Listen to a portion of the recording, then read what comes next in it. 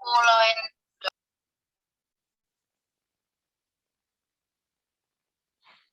Assalamualaikum warahmatullahi wabarakatuh. Waalaikumsalam warahmatullahi wabarakatuh. Yang terhormat, dosen pengampu mata kuliah patofisiologi, serta yang saya hormati, rekan-rekan satu kelompok.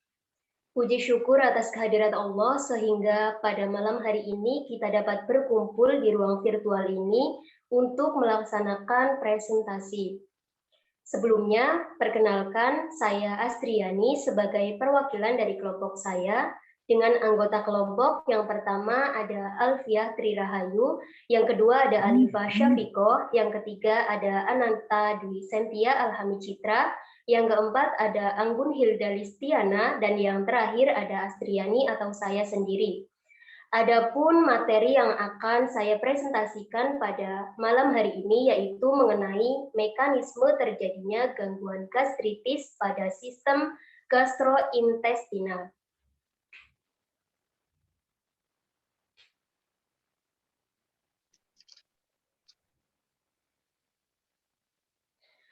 Slide yang pertama yaitu pengertian gastritis. Gastritis adalah peradangan mukosa dan submukosa lambung atau perut. Keluhan lain yaitu mual, muntah, kembung, kenyang, atau rasa terbakar di epigastrium. Gastritis atau penyakit MA adalah penyakit yang dapat mengganggu aktivitas dan bisa berakibat fatal apabila tidak ditangani dengan baik. Orang yang sering mengkonsumsi makanan yang dapat merangsang produksi asam lambung dan memiliki pola makan yang tidak teratur biasanya dapat terkena penyakit gastritis. Gastritis juga dapat disebabkan oleh beberapa infeksi mikroorganisme.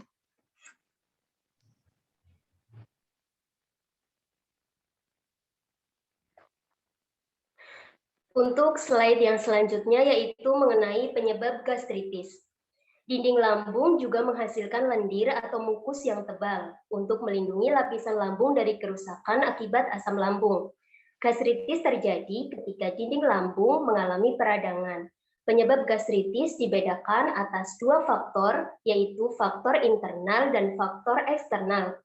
Faktor internal yaitu adanya kondisi yang memicu pengeluaran asam lambung yang berlebihan, sedangkan faktor eksternal yaitu faktor yang menyebabkan iritasi dan infeksi. Penyebabnya bisa bermacam-macam, tergantung pada jenis gastritis itu sendiri. Untuk yang pertama yaitu mengenai jenis gastritis akut atau gastritis yang berkembang secara cepat dan tiba-tiba. Gastritis akut terjadi ketika dinding lambung rusak atau melemah secara tiba-tiba. Akibatnya, lambung bisa terpapar cairan asam lambung dan mengalami iritasi. Seseorang dapat terserang gastritis akut apabila yang pertama akibat serangan bakteri Helicobacter pylori, yang kedua mengkonsumsi minuman beralkohol secara berlebihan, yang ketiga mengalami stres berat, dan yang keempat menderita penyakit autoimun.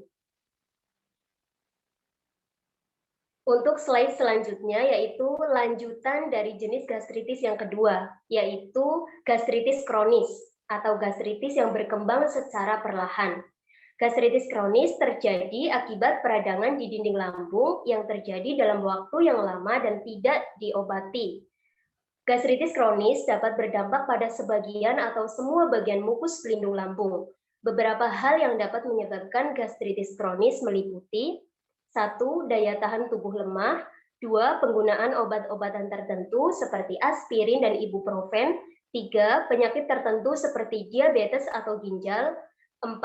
Stres berat yang terjadi secara terus-menerus mempengaruhi sistem kekebalan tubuh. Untuk slide yang selanjutnya yaitu pemeriksaan penunjang gastritis. Beberapa pemeriksaan penunjang yang sering digunakan untuk pasien dengan gastritis menurut Diono dan Mulyanti tahun 2013 yaitu yang pertama ada pemeriksaan hematologi. Pemeriksaan hematologi bertujuan untuk mengetahui profil darah dan mengetahui beberapa kelainan seperti infeksi, anemia, malnutrisi, dan juga alergi. Untuk pemeriksaan yang kedua yaitu pemeriksaan radiologi. Pemeriksaan radiologi meliputi A. Bariomil. Bariomil merupakan pemeriksaan dengan cara pengambilan gambar kontras pada gester meliputi ukuran, bentuk, dan letaknya, sehingga dapat diketahui kelainan-kelainan yang terjadi pada gester. B. Ultrasonografi atau yang biasa kita kenal dengan sebutan USG. USG adalah prosedur non-invasif dengan menggunakan gelombang suara untuk melihat struktur jaringan tubuh. Untuk pemeriksaan radiologi yang selanjutnya atau yang C, yaitu pemeriksaan endoskopi. Pemeriksaan endoskopi merupakan cara untuk melihat secara langsung atau visualisasi organ-organ di dalam tubuh sehingga dapat dilihat dengan jelas setiap kelainan yang ada pada organ yang diperiksa. Untuk pemeriksaan radiologi yang keempat atau D, yaitu pemeriksaan analis cairan lambung, yaitu suatu tindakan untuk mengeluarkan isi atau cairan lambung untuk mengkaji tingkat keasaman lambung dalam keadaan puasa dan perangsangan atau stimulasi. Untuk slide yang selanjutnya, yaitu membahas tentang gejala gastritis. Gejala yang ada pada gastritis akut dan kronis hampir memiliki kesamaan. Untuk gejala pada gastritis akut yang pertama yaitu nyeri di bagian epigastrum. Adanya rasa nyeri tersebut dikarenakan adanya peradangan di mukosa lambung. Gejala yang kedua yaitu mual, kembung, dan emesis atau muntah yang merupakan salah satu keluhan dengan frekuensi kemunculannya sering. Untuk gejala yang ketiga yaitu adanya pendarahan pada saluran cerna yang berupa muntah darah atau hematesis disertai feses kehitaman atau melena yang kemudian diikuti dengan tanda munculnya anemia pasca perdarahan. Untuk gejala pada jenis gastritis kronis, pada seseorang pasien dengan gangguan gastritis yang kronis secara umum tidak memiliki keluhan. Akan tetapi, sebagian kecil merasakan adanya nyeri di bagian ulu hati, anoreksia, nausea, dan pada saat dilakukan pemeriksaan fisik tidak terdapat kelainan. Untuk slide selanjutnya yaitu mengenai patofisiologi gastritis. Lapisan mukosa barir yang ada di lambung secara umum memiliki fungsi untuk melindungi lambung dari pencernaan yang terjadi pada lambung tersebut. Prostaglandin melindungi lambung pada saat lapisan mukosa barir mengalami kerusakan, sehingga timbul peradangan pada lapisan mukosa lambung yang disebut dengan gastritis. Setelah barir mengalami kerusakan, maka muncul luka pada mukosa yang semakin dibentuk dan diperburuk karena adanya histamin serta stimulasi dari saraf kolinergik. Kemudian HCl dapat berdifusi balik ke dalam mukus yang mengakibatkan luka pada bagian pembuluh darah yang kecil dan juga menyebabkan adanya pembengkakan, pendarahan, dan erosi pada lambung. Untuk slide selanjutnya yaitu lanjutan dari patofisiologi gastritis. Next.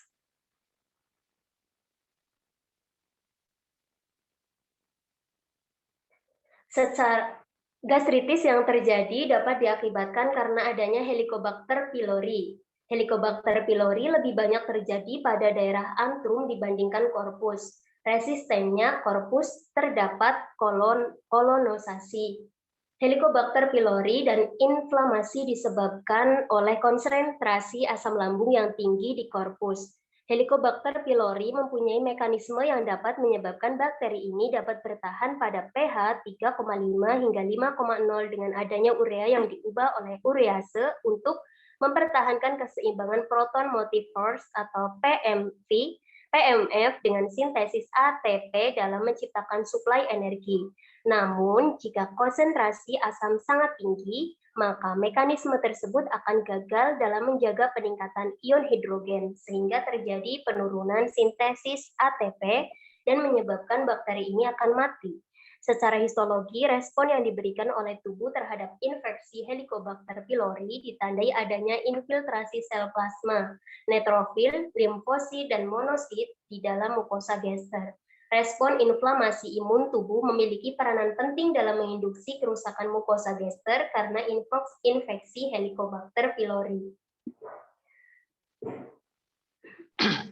Untuk slide yang berikut ini yaitu mengenai pathway penyakit gastritis.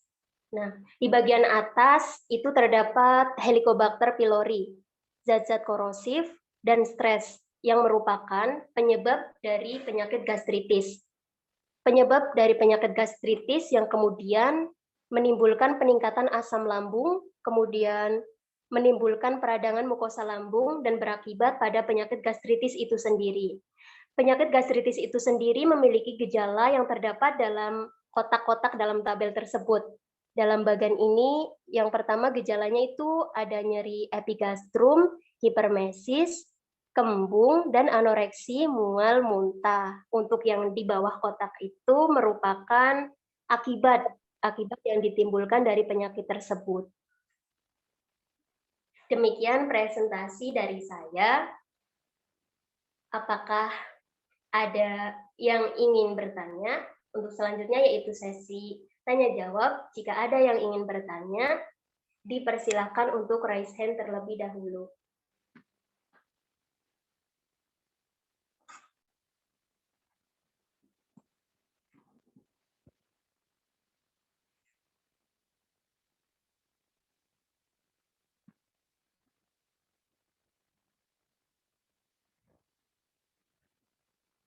Adakah yang ingin bertanya? Belum ada. Ada. Ya, baik. Jika tidak ada yang mau bertanya, langsung saja lanjut ke presenter kedua. Kepada saudara Mas Fajar, dipersilakan.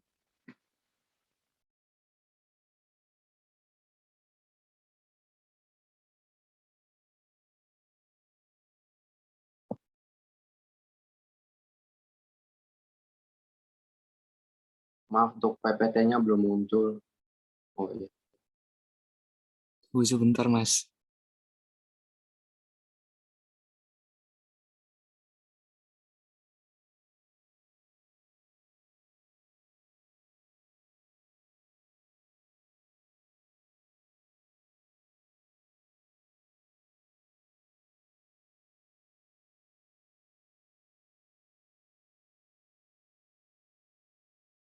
Baik, untuk presentasi selanjutnya akan dilanjutkan oleh saya.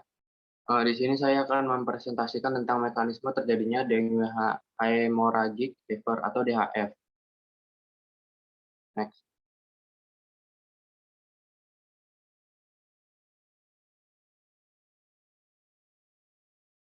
Yang pertama adalah pengertian dengue hemorrhagic fever. DHF adalah penyakit infeksi yang disebabkan oleh virus dengue dengan manifestasi klinis demam, nyeri otot atau nyeri. Sorry. Ulang.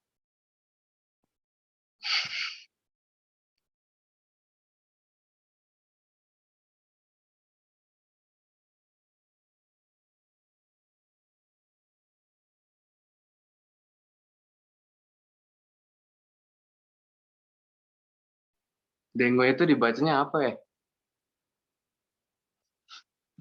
Denji. Emang iya. Ya nanti sore ya, nanti di-cut bisa kan? Nggak usah, nggak apa-apa. Dilanjutin aja kan kayak presentasi biasa. Nggak apa-apa lah. Ada bagian ketawa-ketiwinya gini, nggak sopan kan? Nggak apa-apa, asal serius. Ya, serius ya nggak apa-apa. Serius ini dengue dibaca apa weh? Denji hemorrhagic David, fever. Denji.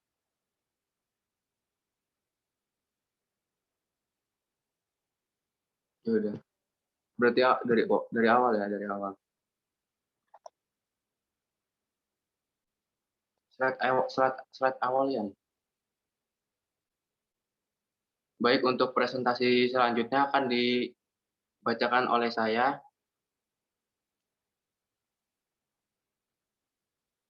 Ulang. Baik. Sabar.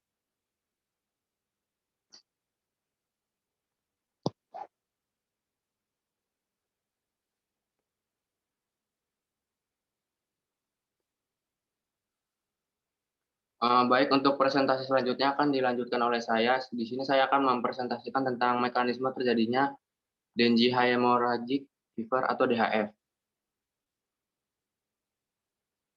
Yang pertama ada pengertian Dengue Hemorrhagic Fever. DHF adalah penyakit infeksi yang disebabkan oleh virus Dengue dengan manifestasi klinis demam, nyeri otot, atau nyeri sendi yang disertai leukopenia, ruam, limfadenopati, trombositopenia, dan distesis hemoragik.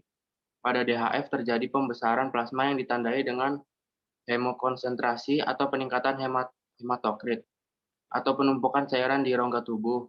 Sindrom renjatan Dengue atau Dengue shock syndrome adalah demam berdarah Dengue yang ditandai oleh renjatan atau shock. Next. Dengue adalah penyakit nyamuk yang disebabkan oleh salah satu dari 4 virus Dengue yang terkait erat dengan DENV 1, 2, 3. Maaf. Infeksi dengan salah satu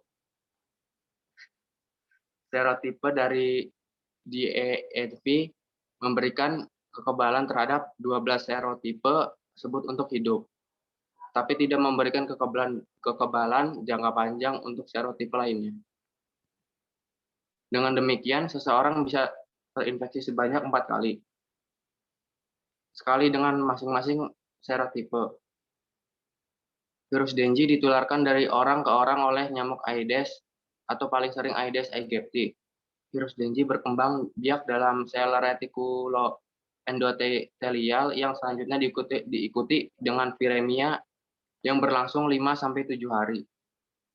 Akibat infeksi ini muncul respon imun baik humoral maupun selular, antara lain antinetralisasi. Maaf, Mas Rian, kepala nggak kelihatan soalnya. Antihemaglutinin dan antikomplement. Next.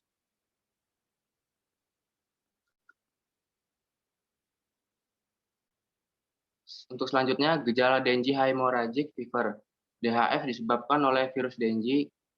Virus Dengue termasuk dalam genus Flavivirus, keluarga Flaviviridae. Virus ini mengandung single strand RNA sebagai genom. Genom virus Dengue mengandung sekitar 11.000 basis nukleotida yang merupakan kode untuk satu poliprotein tunggal yang dipecah secara pos menjadi 3 molekul protein struktural yang membentuk partikel virus dan 7 protein non-struktur yang hanya ditemukan pada sel inang yang terinfeksi dan diperlukan untuk replikasi virus. DHF mempunyai kemungkinan 5% menyebabkan kematian, tetapi jika berkembang menjadi DSS akan meningkatkan angka kematian hingga 40%. Next.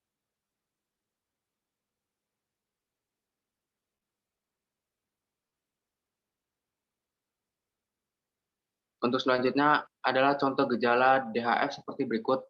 Yang pertama, demam suhu mencapai 39-40 derajat dan berlangsung selama 5-7 hari. Yang kedua, nyeri di seluruh badan. Yang ketiga, perdarahan. Yang keempat, timbul bintik atau ruam. Yang kelima, hematemesis atau melena. Yang keenam, pembesaran plasma. Next.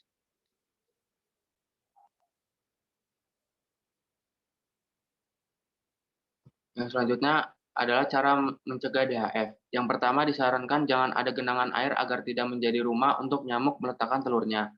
Yang kedua, gunakan obat oles atau bakar baik di siang maupun di malam hari. Namun jika ada anggota keluarga yang mempunyai asma atau bayi, sebaiknya menggunakan obat oles. Yang ketiga, pastikan tidak ada lubang untuk jalan masuk nyamuk dan ventilasi mempunyai penyaring. Yang keempat, jika di rumah sudah ada anggota keluarga yang terkena DBD, lakukan proteksi diri dan bawa anggota keluarga yang sudah terinfeksi ke rumah sakit. Yang kelima, jika menggunakan AC, selalu rutin buang air yang ditampung. Yang keenam, cara alami yang menggunakan tanaman tulsi atau tulasi di dekat jendela karena mampu mencegah nyamuk berkembang biak. Yang ketujuh, kampar atau kapur barus yang juga efektif mengusir nyamuk. Next.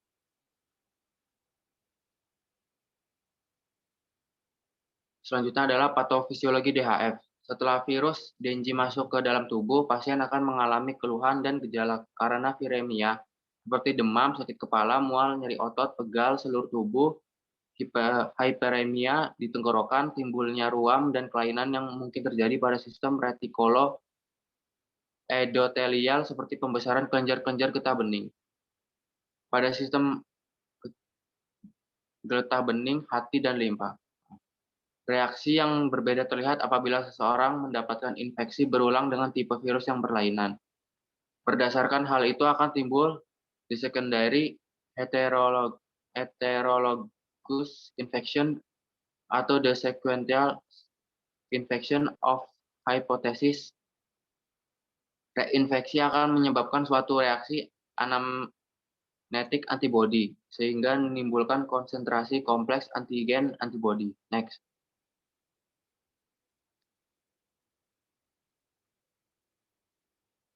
Berikut adalah pathway penyakit DHF.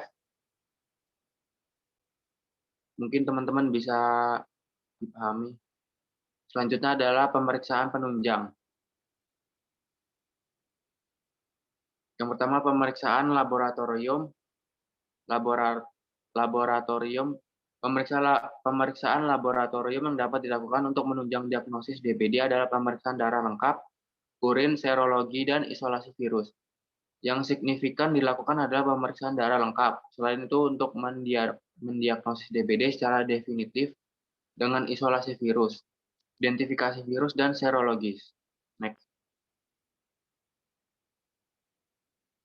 Untuk selanjutnya, pemeriksaan darah yang dilakukan secara rutin adalah kadar hemoglobin, hematokrit, jumlah trombosit, meningkatnya hematokrit yang pada pasien DHF merupakan penanda terjadinya pembesaran plasma. Selain itu dapat juga ditemukan trombositopenia dan leukopenia. Pada pemeriksaan darah lengkap, parameter yang diamati adalah terdapat trombositopenia kurang dari 100.000 di hari ketiga sampai 8. Kebocoran plasma ditandai dengan peningkatan hematokrit lebih dari 20% dari hematokrit awal yang biasanya terjadi mulai dari hari ketiga demam. Leukosit dapat normal atau menurun dan mulai demam hari ketiga dapat ditemui limfositosis relatif lebih dari 45% total leukosit. Next. Selanjutnya adalah pemeriksaan faal pembekuan darah. Pemeriksaan faal pembekuan darah dapat digunakan sebagai acuan untuk pemandu terapi pada pasien dengan adanya manifestasi perdarahan yang parah. Pada pemeriksaan faal pembekuan darah biasanya ditemukan protombin time memanjang, aktifat partial tromboplastin time memanjang, dan fibrinogen rendah dan tingkat degradasi produk fibrin yang tinggi merupakan tanda DIC. Yang selanjutnya adalah deteksi antigen. Perkembangan baru dalam ELISA dan tes dot-blot diarahkan ke amplop atau membran antigen dan protein non-struktural yang menunjukkan bahwa konsentrasi tinggi antigen tersebut dalam bentuk kompleks imun dapat dideteksi pada pasien dengan infeksi Dengue primer dan sekunder sampai 9 hari setelah onset penyakit. Next. Selanjutnya adalah tes serologi. Respon antibodi terhadap infeksi terdiri dari munculnya berbagai jenis imunoglobulin, istope-imunoglobulin, dan IgG memiliki nilai diagnostik pada demam berdarah. Antibodi IgM dapat terdeteksi pada hari ke-3-5 setelah onset penyakit. Meningkat dengan cepat sekitar 2 minggu dan menurun sampai tingkat yang tidak terdeteksi setelah 2-3 bulan. Karena kemunculan antibodi IgM yang terlambat, yaitu setelah 5 hari demam, tes serologis berdasarkan antibodi ini yang dilakukan selama 5 hari pertama, penyakit klinis biasanya akan menunjukkan hasil yang negatif. Antibodi IgG dapat terdeteksi pada tingkat yang rendah pada akhir minggu pertama, yang kemudian akan meningkat dan tetap untuk periode yang lebih lama, atau selama bertahun-tahun. IgG terdeteksi mulai hari ke-3 sampai 5, meningkat hingga minggu ketiga dan dapat menghilang setelah 60 sampai 90 hari. Next. Selanjutnya adalah pemeriksaan radiologi. Pemeriksaan radiologis atau fototoraks PA tegak dan lateral, dekubitus kanan, dilakukan dengan tujuan melihat ada tidaknya efusi pleura, terutama pada hemitoraks kanan dan pada keadaan pembesaran plasma hebat. Efusi dapat ditemukan pada kedua hemitoraks. Asites dan efusi pleura dapat pula dideteksi dengan pemeriksaan ultrasonografi. Kelainan yang bisa didapatkan antara lain dilatasi pembuluh darah paru, kardiomegali atau efusi perikard, dan hepatomegali. Next.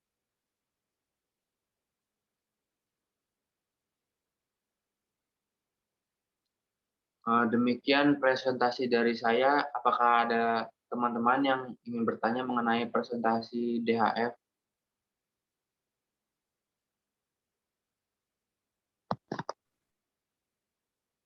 Belum.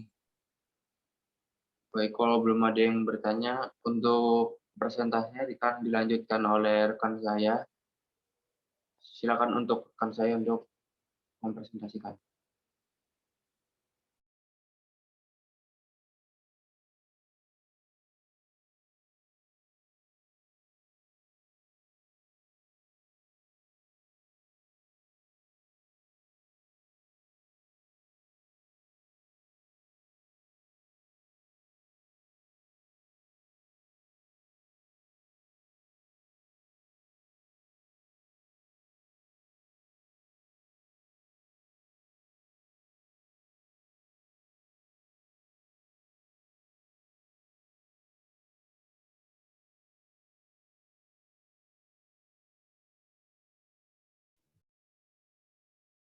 Sebelumnya saya ingin melanjutkan presentasinya.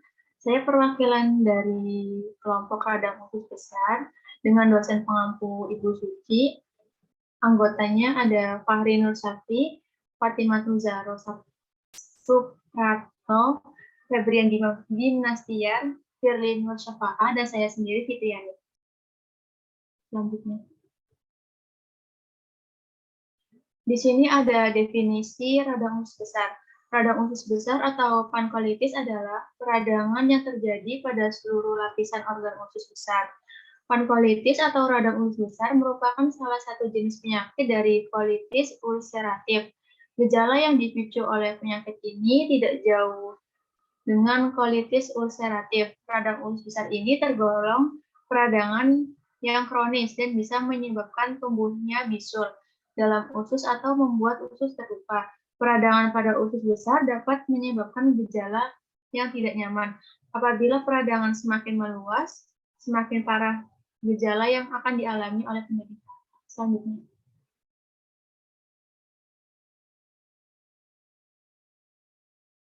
Selanjutnya ada penyebab radang usus. Yang pertama ada infeksi, yang kedua alergi, yang ketiga obat, yang keempat usia, yang kelima sistem kekebalan tubuh atau imun.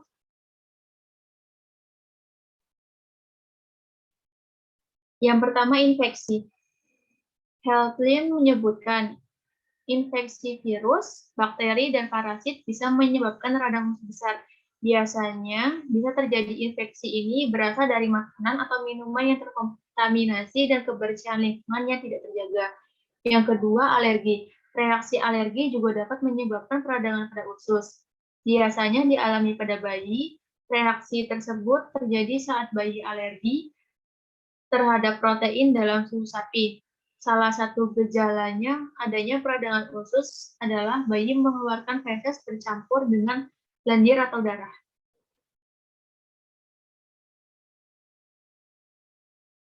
Yang ketiga, obat. Radang usus besar juga bisa disebabkan oleh jenis obat tertentu. Umumnya, masalah sistem pencernaan itu lebih banyak diakibatkan oleh obat antiinflamasi non-steroid. Yang keempat ada usia. Orang yang berusia di bawah 30 tahun umumnya memiliki resiko mengembangkan penyakit radang usus lebih tinggi. Yang kelima, sistem kekebalan tubuh atau imun. Radang usus besar dapat juga dikatakan sebagai penyakit autoimun, di mana elemen sistem pencernaan diserang oleh sistem kekebalan tubuh yang seharusnya melindungi tubuh dari patogen.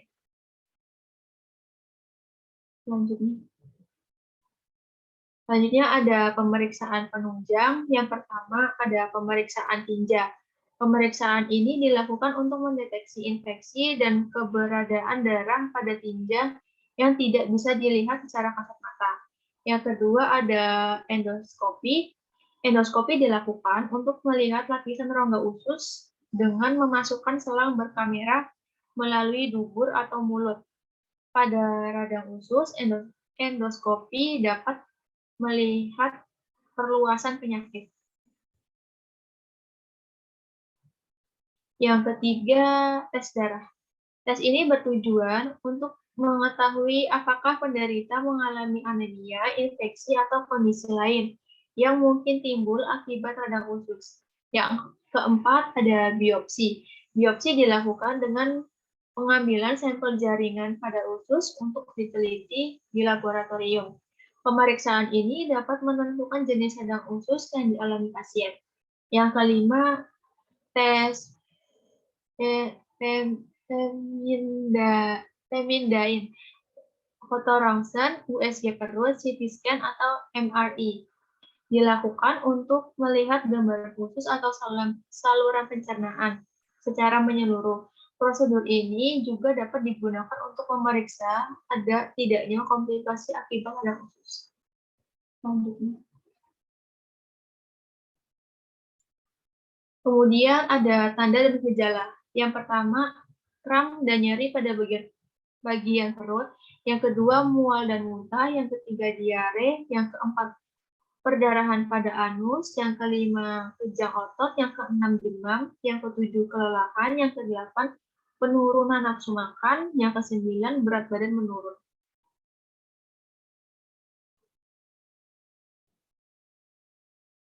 Selanjutnya ada patofisiologi. Peradangan yang hanya terjadi di usus besar ini disebut dengan pankolitis. Walaupun penyebab peradang usus besar yang pasti belum diketahui, tetapi ada banyak hal yang bisa memicu gangguan kesehatan tersebut terjadi. Penyebab pankolitis yang paling umum adalah kolitis ulceratif. Kolitis ulceratif adalah peradangan kronis yang terjadi pada usus besar atau kolon dan rektum. Pada kondisi ini bisa saja terdapat tukak atau luka di dinding usus besar, sehingga menyebabkan tinja bercampur dengan darah. Pankolitis juga bisa disebabkan oleh infeksi Clostridium difficile, yaitu infeksi yang disebabkan oleh bakteri Clostridium difficile. Bakteri ini yang menyebabkan diare sampai peradangan usus besar yang berbahaya. Oleh karena salah satu gejala pankolitis berupa nyeri sendi, maka penyakit ini juga sering dikaitkan dengan gangguan peradangan umum seperti rheumatoid arthritis. Selanjutnya.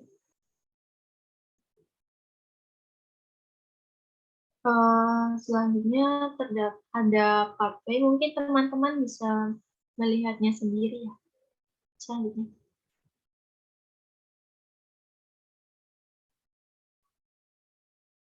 Yang terakhir ada kesimpulan radang usus besar atau pankolitis merupakan peradangan yang terjadi pada seluruh lapisan organ usus besar.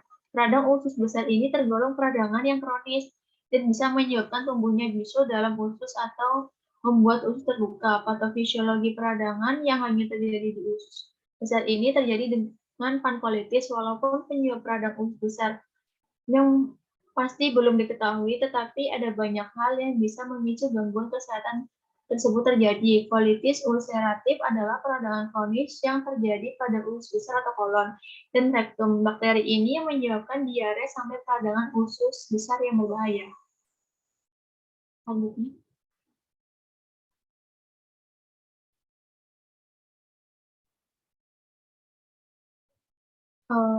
Untuk selanjutnya, mungkin teman-teman yang ingin bertanya dipersilakan.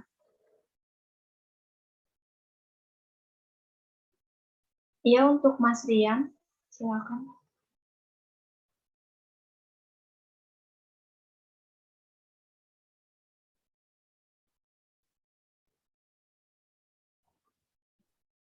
Ya baik, saya izin bertanya mengenai sebelumnya perkenalkan nama saya Rian Adriansyah. Izin bertanya mengenai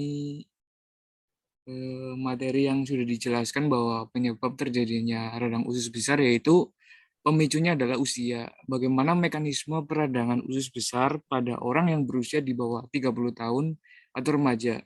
Dan apa faktor dari resiko itu yang bisa menyebabkan pengembangan penyakit radang usus lebih tinggi? Jelaskan, terima kasih. Terima kasih untuk Mas Rian atas pertanyaannya.